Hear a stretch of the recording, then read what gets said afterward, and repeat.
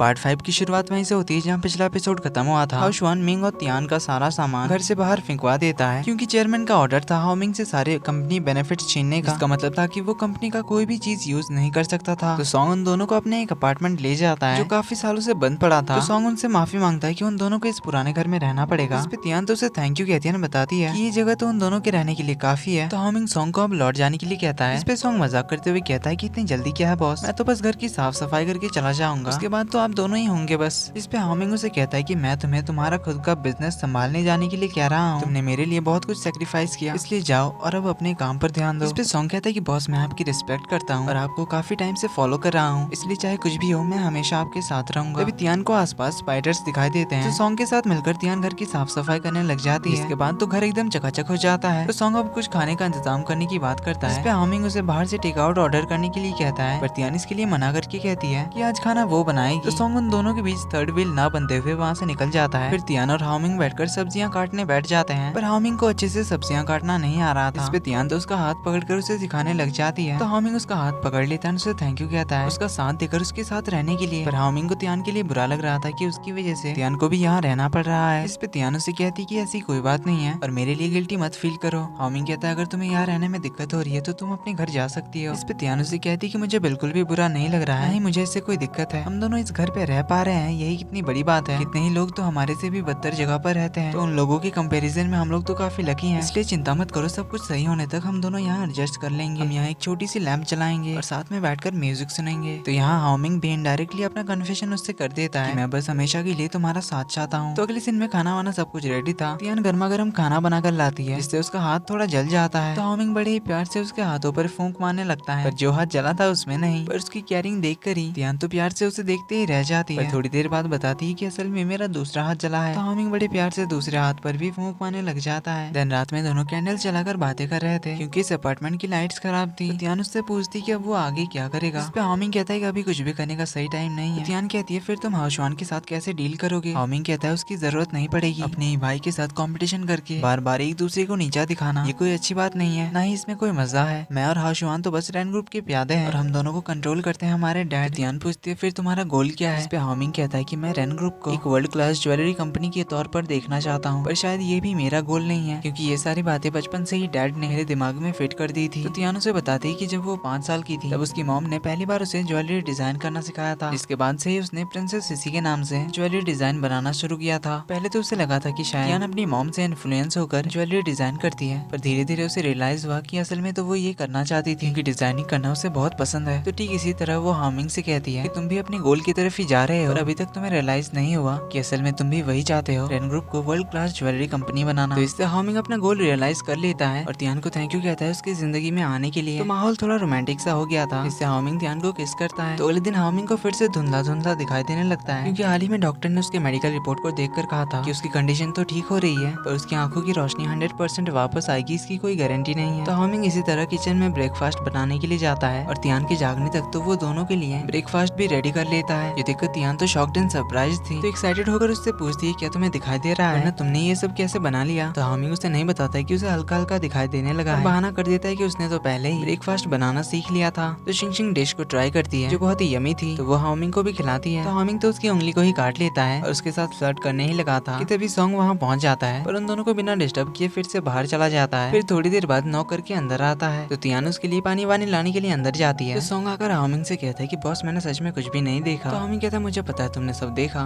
क्योंकि उसे हल्का हल्का दिखाई देने लगा है। जानकर सॉन्ग तो बहुत ही ज्यादा एक्साइटेड हो जाता है और तियान को बताने ही जा रहा था, पर हाउ मिंग उसे अभी बताने से मना करता है क्योंकि उसकी आंखें पूरी तरह ठीक होने के चांसेस बहुत ही कम है, इसलिए वो उसे इस बारे में शिंग को बताने से मना करता है। तो सॉन्ग ने इन्वेस्टिगेशन से पता कर लिया था कि हाउ मिंग के एक्सीडेंट कराने के पीछे हाउ शुआन का ही हाथ था। उसी ने एक आदमी को पैसे देकर हाउ मिंग का एक्सीडेंट कराने के लिए कहा था, चाहे उसके बाद वो जिंदा रहे या मर जाए। तो इसके प्रूफ में उसे हाउ शुआन के साथ उस ड्राइवर का फोटो मिला था जिसमें हाउ शुआन उस ड्राइवर को पैसे दे रहा था, प्लस जिस ड्राइवर ने एक्सीडेंट कराया था उसका कन्फेशन भी सॉन्ग ने रिकॉर्ड कर लाया था। उस ड्राइवर ने साफ साफ कन्फेस किया था हाउ शुआन के कहने पर ही उसने ये एक्सीडेंट किया था। तो हाउ मिंग तियान को कुछ फाइल्स रेडी रखने के लिए कहता है। तो अगले सीन में हमें हाउ शुआन और चेयरमैन रैन को दिखाया जाता है, दोनों एक इंपॉर्टेंट डिस्कशन कर रहे थे, तभी वहाँ हाउ मिंग सारा प्रूफ लेकर पहुंच जाता है। डैड तो उस पर भड़कने लगते हैं कि आखिर वो यहाँ क्या करने के लिए आया है। हाउ शुआन भी उससे रूडली पूछता है, तो हाउ मिंग उन सारे प्रूफ्स को सामने रख कर बताता है हाउ शुआन तुमने मेरा एक्सीडेंट कराया था, इस वजह से मुझे अपनी आंखों की रोशनी खोनी पड़ी और मुझे कंपनी से निकालने के लिए मेरे ही ही घर से मेरी ऑफिशियल सील चुरा ली। फिर तुम्ही ने हमारी कंपनी के शेयर्स बेचे और उस पे मेरी मोहर लगाकर बिल मेरे नाम का फाड़ दिया। इसके बाद हाओमिंग उन्हें उस ड्राइवर का कन्फेशन भी सुना देता है, जिसे सुनकर डैड तो हाओशुआन पे बहुत ही ज्यादा भड़क जाते हैं और उस पे गुस्सा करते हुए पूछते हैं कि आखिर तुम्हें ऐसा करने की क्या जरूरत थी। तो हाओशुआन कहता है कि आप ही तो कहा करते थे कि हमें रिजल्ट से फर्क पड़ना चाहिए, ना कि किस तरह से उस रिजल्ट को हासिल किया इस बारे में सोचना चाहिए। इस पे तो डैड उस पे बहुत ही ज्यादा गुस्सा करने लग जाते हैं और कहते हैं कि ये तुम्हारा भाई है, मैंने तुम दोनों से कम्पीट करने के लिए कहा, ना कि एक दूसरे को चोट पहुंचाने के लिए। ये सुनकर तो हाओमिंग डैड से चिल्लाकर कहता है कि क्या अभी तक आपको समझ में नहीं आया कि ये सब असल में किसकी वजह से हुआ। हमारी पूरी फैमिली एक मेस बनकर रह चुकी है, इसके जिम्मेदार सिर्फ आप हैं। आपने अपनी कंपनी को हमसे भी ज्यादा इंपॉर्टेंस दिया। बचपन से ही हमारा घर तो हम दोनों के लिए कोई लड़ाई का मैदान था, जहाँ हर चीज को पाने के लिए आपने हम दोनों भाइयों से कम्पीट करने के लिए कहा। अगर इसके लिए मना किया तो हमें पहचान ना देने की धमकी दिया करते थे, इसलिए आपने हमसे जो जो कहा वो सब हमें मजबूरी में करना पड़ा। असल में तो आप हमें कंट्रोल करके रखना चाहते हैं, बस एक प्यादे की तरह। तो डैड उससे कहते हैं कि ऐसी बात नहीं है, मैंने तुम्हें पाल पोस कर बड़ा किया इस कंपनी का वारिस बनाने के लिए। सुनकर हाओशुआन कहता है फिर मेरा क्या। तो डैड उससे कहते हैं कि तुम अपने भाई के आसपास भी नहीं आते, आज तक एक भी काम तुमसे सही से नहीं हुआ जिससे तुम अपनी काबिलियत प्रूफ कर सको, इसीलिए तुम कंपनी के वारिस बनने के लायक नहीं हो। ये सुनकर तो हाओशुआन को बहुत ही ज्यादा गुस्सा आता है। इसका भड़ास निकालने के लिए वो तो हाओमिंग से लड़ने लग जाता है। तो डैड उन्हें छुड़ाने आते हैं, इस चक्कर में शुआन से हाओमिंग को धक्का लग जाता है, हाओमिंग का सर जाकर टेबल पर टकराता है, वो जमीन पर गिर जाता है और बेहोश हो जाता है। ऊपर हल्ला गुल्ला सुनकर तियान भी भागते हुए वहाँ पहुँच जाती है। तो डैड और तियान मिलकर उसे उठाने की कोशिश करते हैं, पर मिंग तो कोई रिस्पॉन्स ही नहीं करता। वहीं हाओशुआन को भी पहली बार थोड़ा डर सा लगा था। तो अगले सीन में हमें दिखाया जाता है तियान का ट्रीटमेंट हो चुका है, इस वजह से अब उसकी आंखों की रोशनी भी वापस आ सकती है। तो तियान आती है सॉन्ग के लिए खाना लेकर, जो उसे खाना खाने के लिए बाहर भेजती है। फिर वो हाओमिंग के पास आकर बैठती है और उसे बताती है कि डॉक्टर ने कहा कि तुम्हारी आंखों की रोशनी वापस आ सकती है, जब तुम्हें होश आएगा तब तुम मुझे देख सकते हो। और हाओमिंग के होश में आने के बाद ही तियान उसे अपनी सारी सच्चाई बता देगी कि वो तियान है